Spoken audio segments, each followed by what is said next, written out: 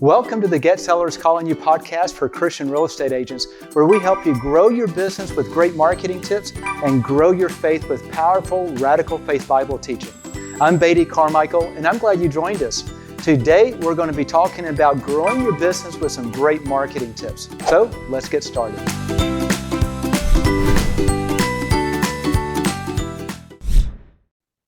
Well, hey there, this is Beatty Carmichael with Agent Dominator, and I want to walk you through just a really simple understanding of different types of real estate postcard marketing. There's a lot of things that people do out there. You can go to all these different websites who sell postcards. And the question is, what's most effective and why? And also, what's least effective and why? And what's actually going on. So I want to give you some ideas of some things that you can do, what I'll call like with power marketing, that'll drive more results than what I call the typical marketing. And for my audio listeners, because this audio will be going on our podcast as well, at Get Sellers Calling You. If you're listening to this by audio, I encourage you to come back to the website, getsellerscallingyou.com, to this podcast, and then you can watch the video. I'll do my best to try to describe what I'm showing on screen when I show that stuff, but it'll be a lot easier to see. So with that, let me pull up my screen and let's get started. Okay, so I got my screen up, and first thing, obviously, I want you to do is be sure to visit us at agentdominator.com if you want some help in your postcard marketing. But let's talk real quickly about what I call the typical marketing. Most real estate agents use two types of marketing, either a just sold postcard or some sort of a just keep your name out there type of postcard. Just sold postcards are really great. In fact, I recommend them more than anything else. That's kind of a standard typical marketing. One of the things we did years back when we started with Agent Dominator, we had a product line we call Listing Grabber that we've now have improved on. I'll show it to you in just a moment. But with this, we would go out and do geographic farming for our agents, which is they pick an area that they want to target, and then we would postcard mail it. And it was not uncommon that for us to get listings in the first mailing or two for many of our clients. There's some parameters there. I can talk about those later. But it was very highly responsive, and it started to produce a lot of cash flow very quickly and very immediately. And as we were doing this, I used to do a lot of sales. And so I would be talking to the agents coming on board, and I'd say, hey, have you ever done geographic farming before? Most of them said no. Those who said yes, I said, were you successful? Most of them said no, but a small percentage of them said yes. And then I'd ask them, what did you do that made it work? And watch this. This is the point of the message. 100% of them were sending out just sold postcards. That is the most effective, simple thing that you can ever do. Why? Because when someone's thinking about selling their home, they don't want just to choose an agent. They want to choose an agent that they are consistently seeing and know that they're actually consistently selling homes. And a just sold postcard, as simple as it is, it shows that you're actually actively selling homes. And so it gives homeowners a confidence to choose you. One of the challenges with just sold postcards, most people don't do it in geographic farming. They'll just send out a just sold in what I call circle marketing, right around that house. They sell another house, goes right around another one. And you never really have the opportunity to create momentum in the mindset of those people and constantly seeing you. So whatever type of marketing you do, I always recommend that you send it to the same list, starting with your past clients and sphere of influence, because that's going to be your highest performing list, and then expanding from there into some sort of a sub list, either a geographic farm or a niche market or something like that. But that's your just sold postcard. Is the number one top producing typical marketing postcard that you can do. Then the other types of postcards are what I call the typical marketing ones, or what I will call simply get your name out there. I don't want to show you any of them because I don't want to seem like I'm ridiculing anyone, but these are the lowest performing postcards, okay? Because they do a good job, but they tell the homeowner nothing about you and whether you're selling or not. So a lot of agents who don't really have any sales, they'll use these. And a lot of agents who have a lot of sales and they've hired out like a marketing admin person to do their marketing for them, they'll use these because these are simple to do. It's already created. Someone else puts them together for the most part. And these are things like recipe cards. And I'm not criticizing recipes. My wife will get these postcards and say, oh, that looks like a great recipe. Good, let's keep it. But when you look at that agent, there's nothing that it tells you why I should call that agent over anyone else. And that's what I'm talking about. You have a market snapshot card, which it was going to show you the snapshot of all the things going on in your marketplace. Creates a lot of interest, and homeowners do appreciate that. But if all you're doing is a market snapshot card without sending something like maybe the just sold postcard along with it, then it starts to fall flat. Home improvement tips is another type of card. In other words, you find that companies who sell postcards look for things that they can do that will just cause a repeat mailing to keep your name out there. And while I don't want to downgrade it, I do want to say that these are better than nothing, okay? If you're not sending anything out, then anything is better than nothing. But they're not as powerful a marketing method as you can do with what I call the power marketing as opposed to typical marketing. So let me shifting gear real quickly to what I call power marketing. Power marketing is basically two types of marketing approaches. One is what I call nurture marketing, and the other is what I call direct response marketing. Nurture marketing is, best way to describe it is shifting the brand loyalty. Okay, so like if I were to ask you, in fact, let me ask you and just ponder this real quickly as I ask this question. I want you to think of toothpaste brands, okay? And now I want you to list in the next 3 seconds all the toothpaste brands that come to mind. And if you're like most people, you listed 2 or maybe 3, okay? Here's the point. There are probably 100 or 500 toothpaste brands out there, but you only think of 2 or 3. And what this goes to show is this supports a study that was actually done in the 1980s. A book was written about it called Positioning. And the basic premise of this is that the consumer can only remember 2 or 3 brands. And it doesn't matter how many brands are out there, there's only 2 or 3. And if your brand isn't one of those 2 or 3, you're toast. You don't even get the call. And with real estate agents, there's probably 100 agents that sell around my area. But I can probably only name 2 or 3 real estate agents that I'm aware of. Why? Because they're the ones that I see the most or the ones that I know something about. And this is what's going on in your marketplace.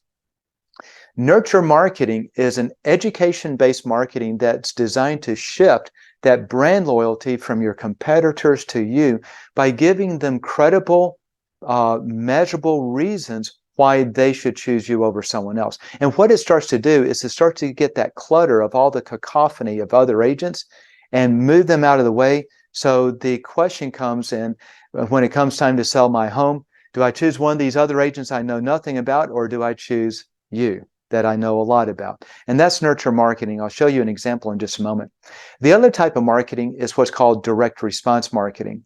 Direct response is when you use a compelling offer that creates curiosity, that gets someone to want to respond and learn more. And then using technology, you can identify specifically who responds. So this goes into a slightly different marketing approach. It's what I call the educational spectrum. So here's how it works. When I'll make a comparison real quick. If you are thinking about buying a new car, or your car breaks down and now you got to think about buying a new car, what are your first steps? Do you go straight to the lot and say, I need a new car, I'll just take this one? Or do you stop and research and go, okay, now I need to get a new car. What type of car? So you go online, you start researching different things that's important to you, whether it's quality, whether it's durability, whether it's prestige. You'll look around at other friends and look at their cars. You'll assess the things that you need, and then only once you've narrowed it down, at that point, you actually will go out and start to possibly engage on the car lot and say, I've been thinking about these type of cars, show me what you have, okay? With that, how that compares and relates to real estate is when someone starts thinking about selling their home, what starts to happen is they start to question, what do I need to do next? Most people think about selling a home usually about 2 or 3 months before they actually call the real estate agent. They usually call the real estate agent within 3 to 5 days from the time they're actually going to list that home. Okay, so that's why most agents, by the time they get the phone call, they'll get a listing within 3 to 5 days. But what if you could have identified that person 2 months ago before they contacted any agent? Then that means that you have a 100% exclusivity in reaching out to that homeowner to identify and engage with them so that they will choose you first. That's the benefit of direct response marketing. And the way that you do it is you offer information that a homeowner is interested in that will help them get more money for their home. Okay, I'll show this to you in just a moment. So let me show you how both nurture marketing and direct response marketing works. Let's look first at nurture marketing. And for my audio listeners, I'm going to try to describe this. Okay, so I've got a postcard that is the typical style postcard almost. There's actually a lot of changes we've made in it. But what I'm showing right now is the address side of the postcard. And this is actually the most important part of your postcard because this is the side that 100% of your homeowners actually look at when they're going through the mail, because this is the front side of the postcard. We've done some anecdotal studies. We find that typically, for a typical postcard, only about 20% of the people will flip it over. Okay, so your main message needs to be on the front side. And what this postcard is doing, what you'll actually see here, is the primary thing that we're trying to communicate to the homeowner is your expertise. What makes you different than someone else? In other words, what differentiates you from all the other homeowners? So we use an expertise. In this case, each postcard goes through a different expertise. And this one is the 4-step sales strategy that you use, if that's what you do. We actually customize these specifically to our agents. And then we show off an example from one of your sales. Like in this case, my proven 4-step sales strategy got this home sold in 5 days for $6,500 over asking price. So now if all they do is look at this postcard, they're not thinking about selling, so they throw it away, then every time they get a postcard, it's talking about something else that you do that's consistently selling homes at the top of the market range. And what this is doing is just starting to shift their brand loyalty from the other agents that they know nothing about to you, because now you're actually educating them on something unique and special about you. That's powerful. Then, if you were to flip this postcard over, it explains that item a little bit more. So in this case, it shows off the sale that you're doing and a little bit about what's going on. But the most important part when you flip it over to the backside is the headline and the body copy. And I'm not going to read this. You can read it if you want, just pause the video. But the idea is now we're taking something compelling, and like the headline, right? Bill's 4-step sales strategy consistently gets the most money when selling your home. Here's how it works. So now, while someone's in the process of thinking about selling and they want to understand how to get the most money, this starts to offer information that you do that gets the most money for your homes. What that does is it starts to impress them, and it starts to move that needle, right? From you are just like everyone else to now they know unique things about you that differentiate you from others, so they start to trust you. This is what I call nurture marketing, and it's shifting that brand loyalty from just a common generic brand over to you as a specific brand. So that's nurture marketing. The next thing is direct response marketing. Let me walk you through this. The idea with direct response marketing, as I shared earlier, is to use some sort of a compelling offer, something that a homeowner thinking about selling would be interested in knowing, so you can get that person to respond. That's why it's called direct response. You send out a mailing, you get a direct response. But the whole purpose of the response is so you can identify who they are. If the information you're sending out and that you're offering to these homeowners is tied to something about selling their home that they want to inquire about, then does it make sense that if you can identify who responds, then you've identified someone thinking about selling? And if they're thinking about selling, but they haven't gone on the market yet, does it now make sense that you can probably get there before any other agent does and actually get the listing first? That's what we've done with our clients. This is now what I call our listing grabber card because it helps you grab those listings.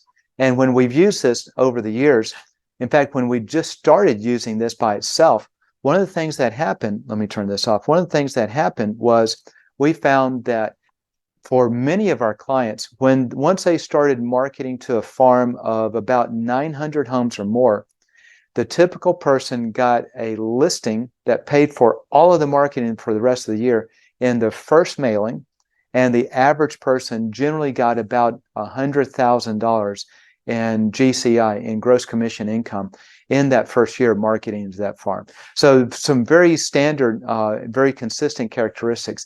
And it was all by using this type of approach. So let me just read you this card because I want you to hear, and especially for my audio listeners, this is a card that's on the address side. The main message on the card is what I'm about to read, okay? It's a totally non-typical real estate postcard because it's focused on something different.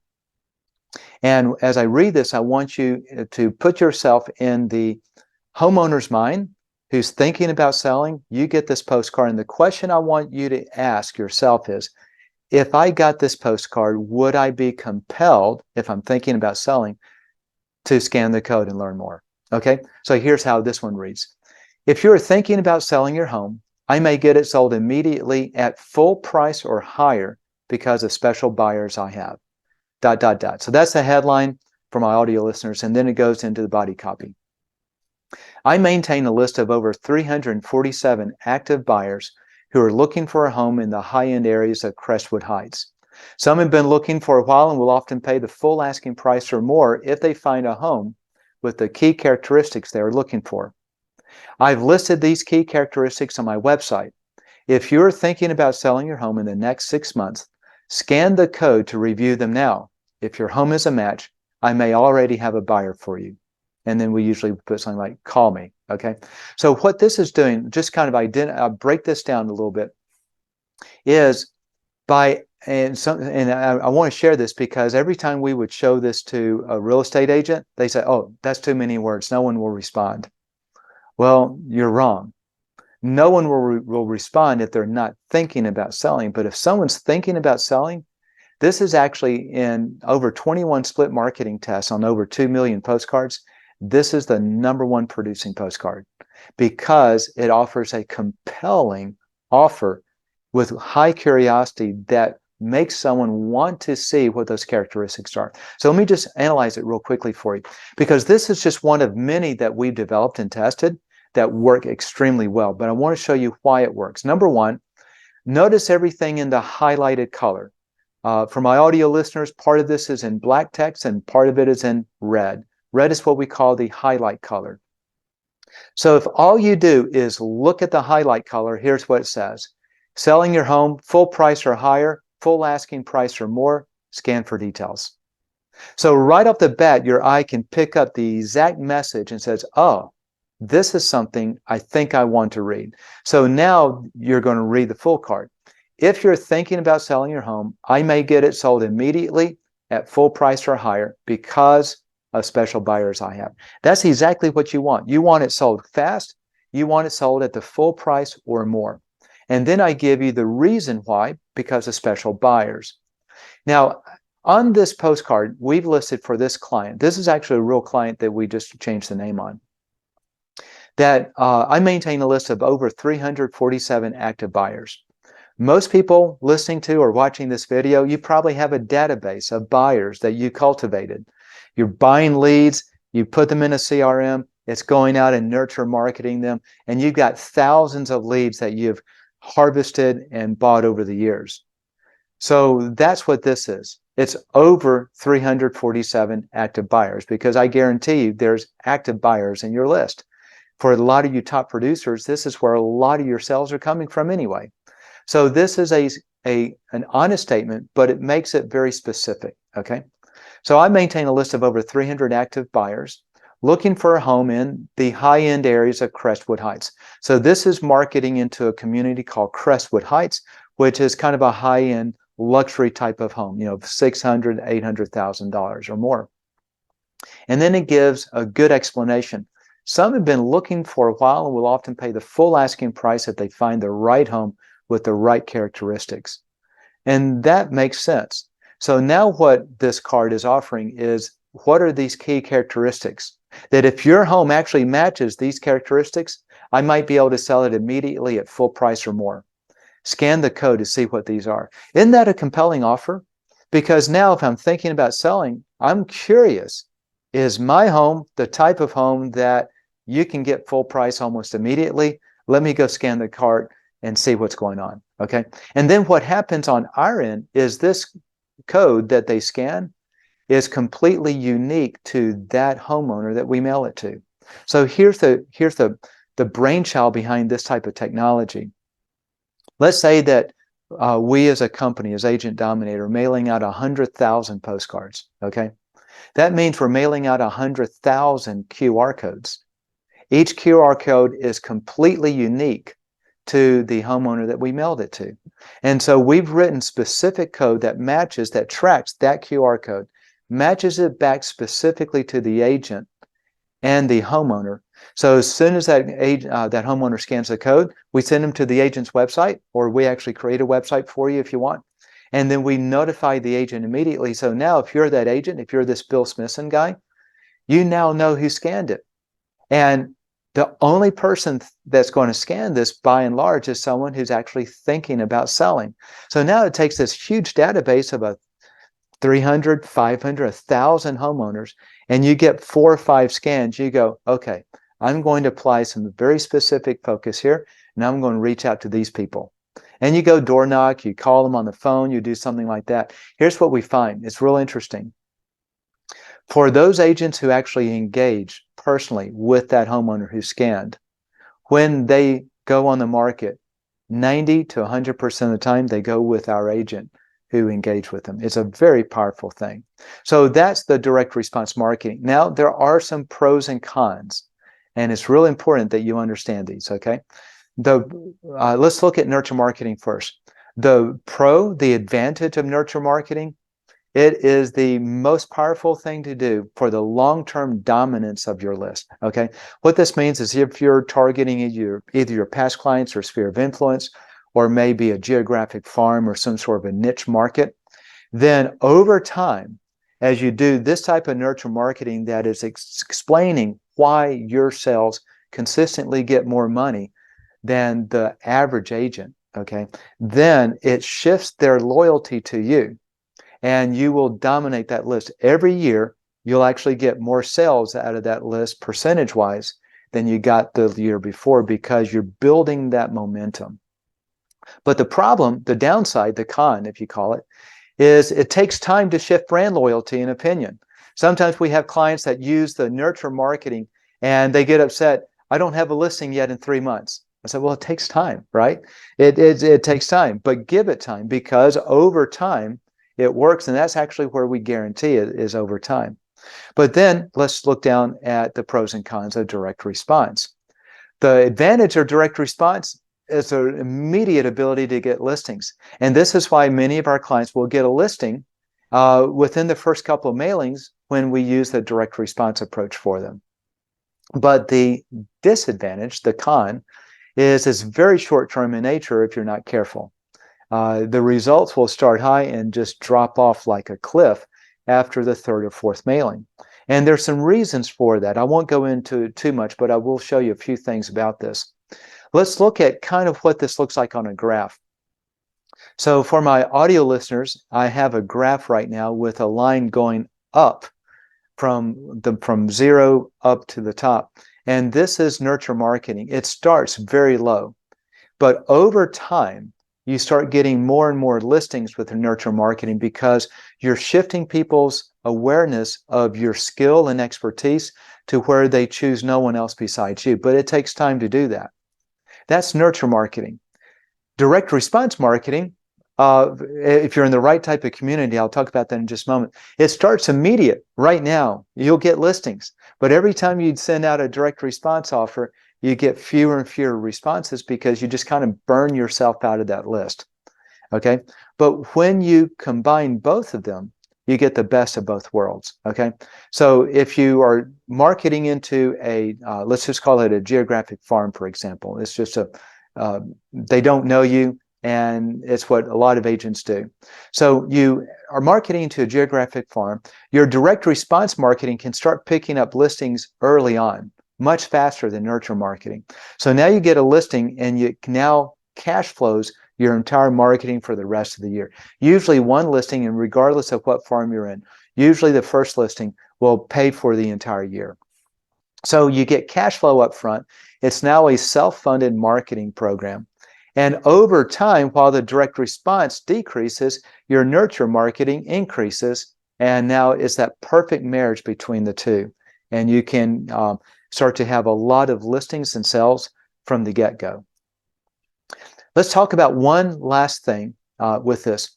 And this is the type of community that you're marketing into. I call it the trusting versus non-trusting community.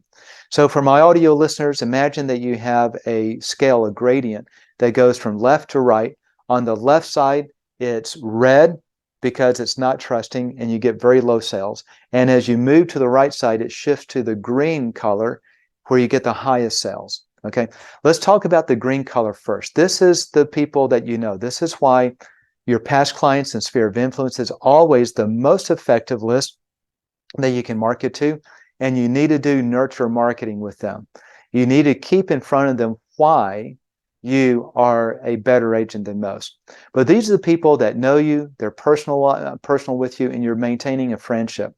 And when I say maintaining a friendship, periodically you're just texting them saying, hey, how's it going? Or you pick up the phone and say, I was just thinking about you. What's up? Or you drop by and say, hey, I was in the neighborhood. I picked up some brownies for you and the family.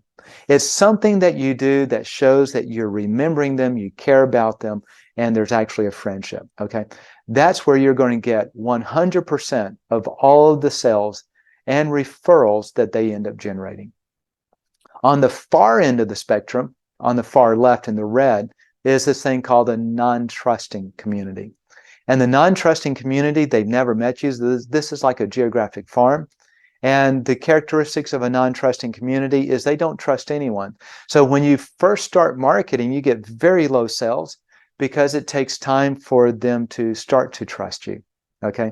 And then as you move into this middle area where they still haven't met you, it's like this geographic farm, but they've seen you enough that they start trusting you. There's a couple of things about the trusting community that I want to talk about. How do you know if where you're going to start marketing to is a trusting or a non-trusting community? The very simple answer.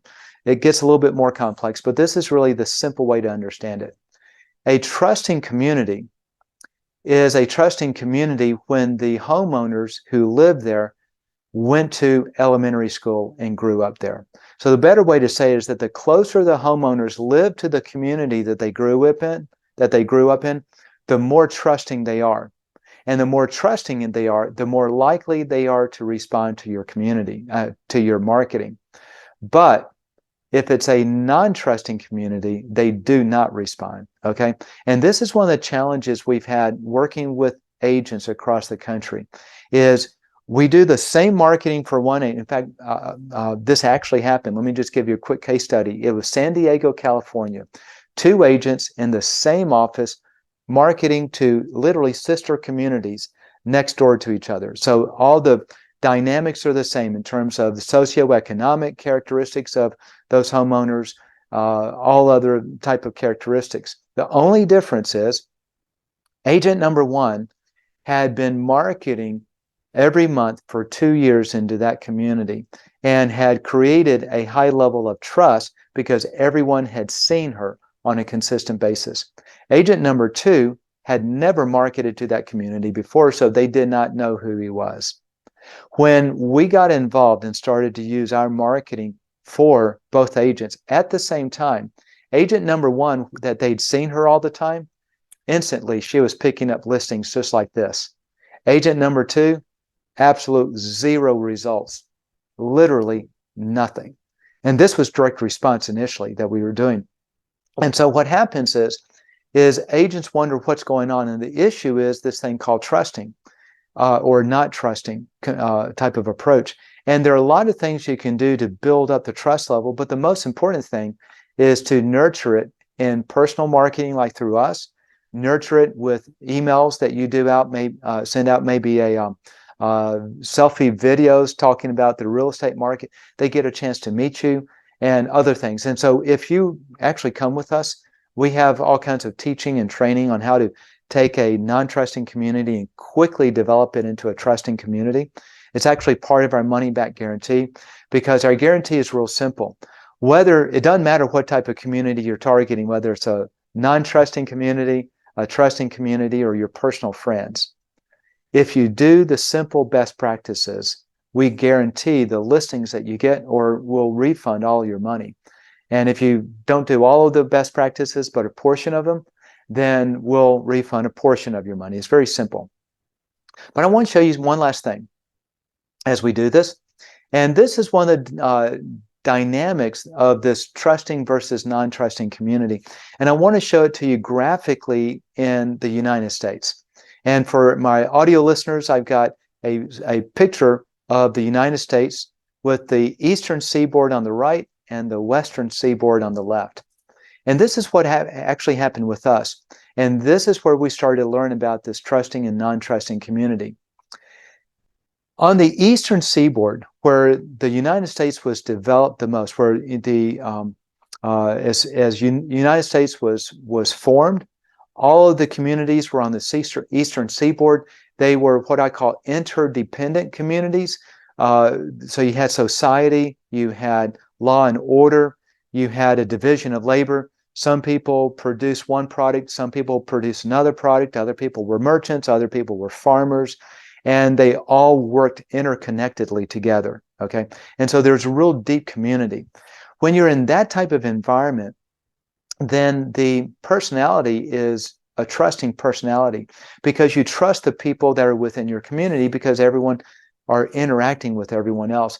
So when we started with our listing grabber approach, which is simply direct response marketing, then what happened is in the eastern seaboard and the southern states, we had really consistent results overall, okay? Because people had grown up there. They lived there.